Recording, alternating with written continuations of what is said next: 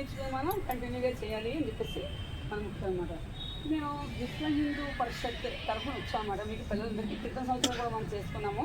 ఇక్కడ యోగా డే అనేది ఏంటంటే, యోగా అంటే ఇక్కడ మరి ప్రాణాయామం, సూక్ష్మయామాలు అన్నీ ఉంటాయి. ఇక్కడ ప్రాణాయామం అంటే ఏంటంటే మన శరీరంలో ఉన్న జీవత్వం ఉంటుంది, దాన్ని మనం కంట్రోల్ చేసుకోవడం.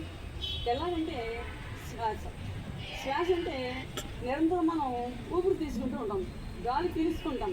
గాలి పీల్చుకుని మనకి శ్వాస ఆడుతుందా లేదా అంటారు ముందు, అవును కదా.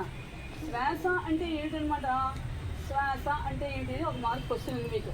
అంటే ఒకసారి గాలి పీల్చుకోవడం, ఒకసారి వదిలేయడం, ఆ రెండు కార్యక్రమాలని కలిపి ఒక శ్వాస అంటాం.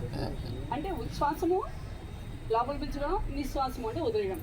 గాలి ఒకసారి పీల్చుకుని ఒకసారి వదిలేయడమే శ్వాస అంటాం, శ్వాసక్రియ అంటాం. సరే, ఈ పీల్చుకు మనం ఏ గాలి పీల్చుకుంటాం, మనం వాయువు, ఏ వాయువు పెడుతున్నాం శరీరంలో